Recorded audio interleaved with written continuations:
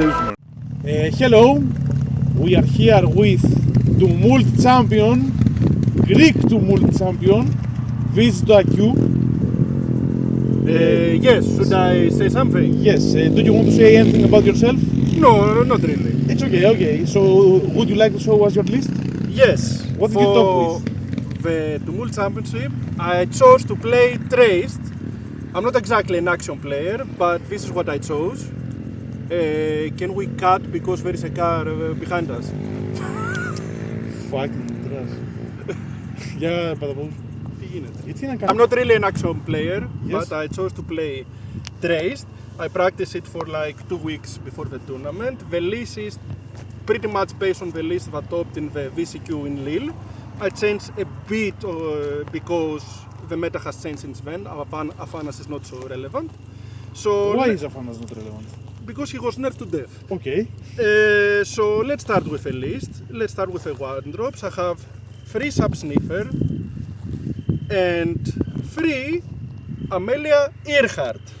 So Amelia Earhart is a staple on Treyst since set 1. Yes. It's a very efficient card to play from reserve, very nice stats. Obviously you don't want to play from hand, it's very miserable. Sub-Sniffer on the other hand, even though it has a bit worse stats from reserve, it can distribute those stats Yes, it's very across 2 expeditions compared to Amelia, and it's also decent after you play from hand. Also, most people don't know that Sub-Sniffer cannot buff leader's ability. Sadly, no, we cannot buff the Treyst, Yes. but we have Heaven Bastion, we have Kelon Cylinder, and we have also Unix that gain boost, so Sub-Sniffer has a lot of targets in the deck. Yes. Axiom Salvage Rare, another 1-drop, very good in the beginning where you want to activate hero ability. Best card in the deck. Yes, one of the best cards in the deck for sure. Rare, obviously, you want it to be 1 cost. And it's actually a card that's relevant through the whole game. Like anytime you draw it, it does a lot of work. Even if you draw it before activating the hero or after activating the hero. Yes. Kelon Elemental, a Oof. free off. Very nice card to have in the beginning. It has above average stats. It allows you to put a card from your hand to reserve, so you can start activating Treyst even in the first turn. You lose a bit of card advantage, so be careful what you put in reserve. One of the most efficient cards to put in reserve is the Kelon Cylinder, because it doesn't matter that it's played from reserve, it takes a landmark slot. And in the late game, it's an okay body to see from the reserve, not something to write home about, but still a very decent card. Yes.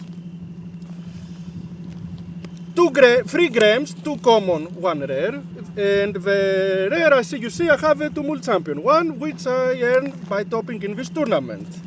So this is a card that is very relevant. It's a new addition from Whispers of the Maze. Not so much in the early game, but because we run 8 permanents total in the deck, it can be very efficient both in killing opponents' permanents as well as sacrificing our own to get stats. So yes, this is a card that you want to see almost every game, and you see because Treyst sees almost the whole deck. And it's very crucial at contesting expeditions. It has very good stats when it comes from reserve. 2 Viking Energy Pioneer. Do they actually run this card, or is it the spice you made up? No, obviously, it's a staple. All the cards I have shown until now are staples. This is more a controversial choice. Some people don't run any Viking, some people run 3. I choose to run 2. This is a meta call because a lot of cards, a lot of decks run exhaust these days. Purple runs a lot of cards that exhaust. Sigismar has the 1-drop. Sigismar has the Jack Frost. Yes. And the 1-drop spell. The Rimfrost, but they don't run it so much nowadays. Yes. Lyra has Snowball Commando in almost all the lists, so it's a relevant card. It's also a card that enables you to play Frozen Delivery from reserve because it has cooldown, so that's a nice addition. And otherwise it's a vanilla body, so even if your opponent doesn't have exhaust effect, it's not so bad card to play. Yes. Frankenstein, free off, always free off. I have seen Best card in the deck. Again, best card in the deck. Yes. Some lists run 2. I consider this card core, not a flex slot, you have to run free, I think, because it synergizes very well with permanents. It has very good stats from reserve, and it allows you to do plays like with Haven Bastion, with Bug Out Bug, with Kelon Cylinder. You get massive stats, and it allows you to contest also multiple expeditions, for example, with Bug Out Bug. And it's also with Haven Bastion, for example, extra card advantage, so I think you need to run free. Let's proceed. Yes. I ran one Kibble. This is a nice card to run since we have 8 permanents in total. It allows you a permanent activation. Not so good in the early game, that's why I don't run more. I think one is good enough. Also, you need a card to put it in reserve. So this is something you need to consider. You never played it as a body, you run it for the X effect. And with the permanents we have, it's also, it's a good addition. But I think one is good enough because, as I said, if you see many of them in the early game, you have trouble activating the hero power. Free Frozen Delivery, also a card that's similar to Axiom Scrabbler. It's almost good at any stage of the game. Very crucial in the beginning because it allows you to resupply and activate Treyst as soon as possible. And also very decent after you effect. Also, can you say you did not like this card? Sorry? You didn't like this card in the beginning? Which card I didn't like? The X Air Supply. I didn't run it, but now that I run 8 permanents, I think is good enough. But yes, some people run more, obviously. There are at least that run 3 of them. At least the top in the European qualifier was second place, ran 3. I choose to run some Viking also. Yes, as a meta call.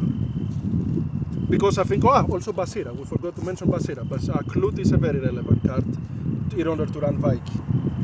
And the one rare Grams, I didn't say it. We ran 1 rare Grams in order to kill Lara Festival, in order to kill Mesektet, and in order to kill Ordis Bastion. Of course. Free Hooked, this is one of the few very nice interaction pieces of Axiom. It allows you to get card advantage. It's nice that it goes to reserve, so you can play 2 times, let's say in turn 3, you can play a 1-drop, and 2 times Hooked to get 1-for-1 expeditions, and also activate with Hooked your Treyst. So yes, that's a nice card to have, and if you are ahead in the game, this card allows you to close off very easily. You can get 1-for-1s almost at any stage of the game, and also gain card advantage simultaneously. So yes, very nice card to have. Έρχεται κάποιος? Έχει έρθει κάποιος και έχει φύγει, οπότε άστος έρθουμε. Έχει γκάθεν ολόκληρο. One Avalanche, this is a tech choice. Some people run Boom, some people run Kelon Bear, some people run multiple removal pieces. I think one is good enough because if you see 2 of them in the beginning of the game, you can brick. And you can have trouble activating your heroes, so I think you don't afford to run multiple removal pieces. I think Avalanche is the most decent out of Kelon Burst and Boom because it allows you to get 2-for-1s or even 3-for-1s. So yes, sometimes when you need to remove a sticky body, for example an anchor or a unique that has a very good effect that gets better when you play stuff, for example, it's necessary to also have a bit of removal, and the Avalanche fills that slot. Free Haven Bastion, nerfed, but still necessary to run a free off. Very good synergy with Frankenstein, very good synergy with Grams. It allows you to get some extra charge every turn. Also, in the beginning of a game, it gives you a resupply, which allows you to get a Treyst activation. So, yes, I think you need free. Bug Out Bug. This is also a card you did not run a 3 of, right? Yes, Bug Out Bug is a card I also a bit underestimated, but I see how good it plays with Frankenstein and with Grams, and I think free off is almost a necessity in this version of the deck. Also in the uniques I have in the deck, 2 of them synergize with permanents, so it's a nice addition to have, to run free. Be careful when you play this in the early game, you need to win the expedition that you played in, because if you don't win, this card remains on the field and it doesn't go to reserve, so it can overfill your reserve and it delays your Treyst activation. So when you place this from hand in the beginning, before you activate hero ability, be sure that you also win the expedition. 2 Kelon cylinders, very nice card to have. Basically, it's like, I see it as a more consistent Nevenka hero ability, because it gives you a boost as a quick action. All obviously synergies again with Gibble, with Frankenstein, and with Grams. As I said, it's very nice to play first turn with Kelon Elemental, to put it in reserve and get 1 Treyst activation. And overall, it synergizes with the uniques. Yes. And now let's go to the uniques. We start from the simple one, a Foundry mechanic. I want to show to the camera. Yes, we will put it in the video. We'll put it in the video. So this card has arrow, again 1 boost for each card in any reserve. So it can be a massive body, given that the deck has an easy time putting cards in a reserve, and also it counts the cards that your opponent puts in the reserve. So if your opponent plays recklessly, or if it plays a deck like Fen, which anyways plays a lot from reserve, this card can get massive stats. It's also a very nice surprise to play from the hand, because it costs only 2 mana, and people don't expect, for example, to get a 4/4, 5/5 body from hand for only 2 mana. So yes, it can be a very crucial card in terms of contesting expeditions. Then I have an Anansi. This is the worst unique. I show it to the camera. Yes, we will put it in the video, you don't have to. Ah, you put it in the video. Yes. So this Anansi has arrow resupply, and arrow you put 1 permanent from hand to reserve, and again 1 boost for each card in your reserve. So yes, again, similar to mechanic, it gets also stats. The fact that you have to put a permanent makes it a bit clunky, because you don't always have a permanent available in hand to put in reserve, so it gets stats. But because it has also the resupply ability, can also be played in the first turns to get cards on your reserve, so you can activate Treyst faster. So it's decent both early game and the late game, but for the first effect you need a permanent, which you don't always have. And last, the Foundry Engineer. This from hand has the original Foundry Engineer effect. The next permanent you play costs 2 less, so you can play it even in the first turn, play this and also combine it with a Haven Bastion and with a Bug-Out Bug, and play permanent for free. And the other effect is arrow. You may put a card from your hand in reserve, and it gets 1 boost for each card in any reserve, so similar to Foundry Engineer. So yes, this card, because it allows you to put a card from your hand in reserve, any card, not just permanent. So you can put, for example, Grams, you can put Frankenstein, you can put Salvager, you can put Amelia.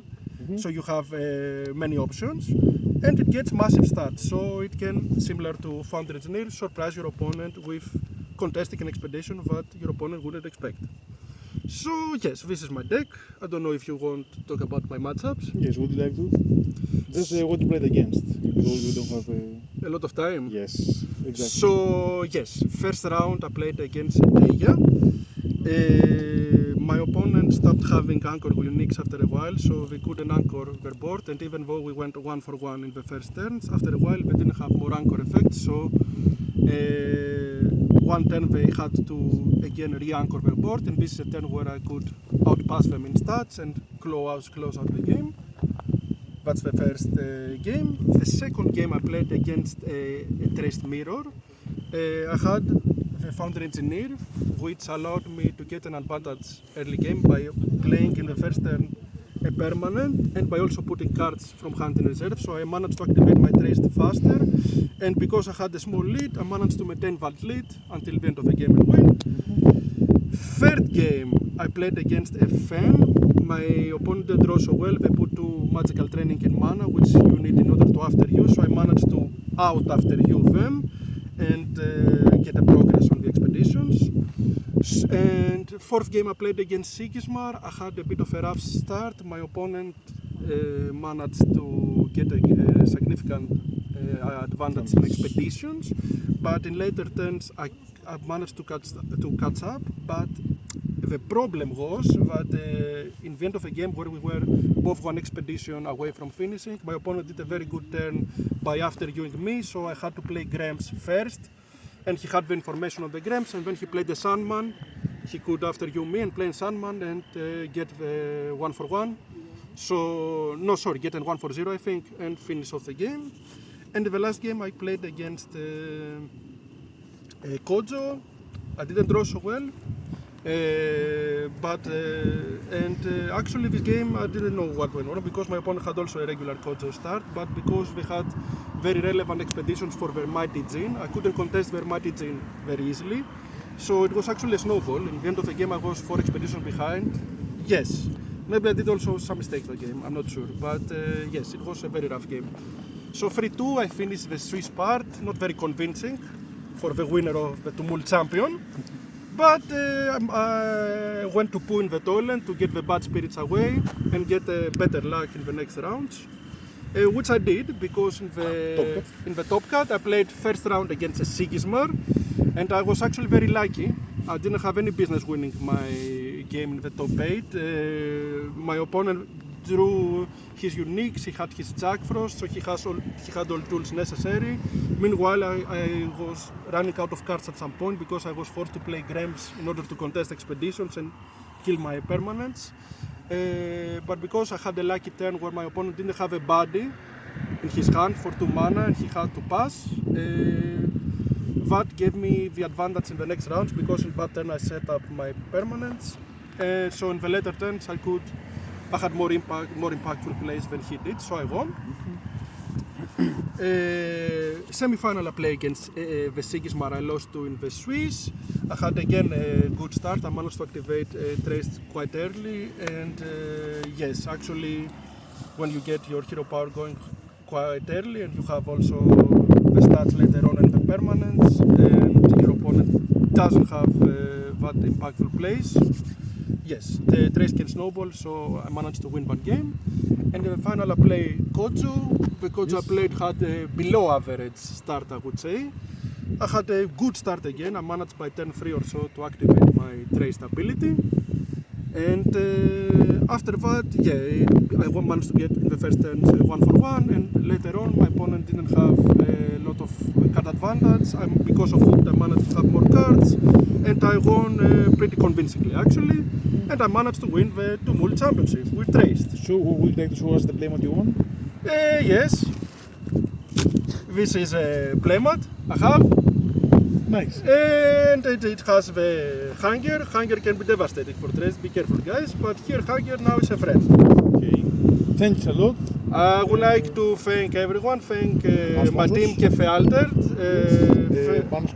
thank Panos Chimeris, thank the ambassador for Bloodhelden in Greece, Babis Yalamas. I would like to thank the Park of the Souls that we are here, that hosts us this deck profile today. Yes, which is our sponsor of today's video. Yes, Park of Souls is today's sponsor. Yes. So thank you, and I hope to see you next time with a new deck profile on Altered. Yes, thanks a lot. Bye. Thank you.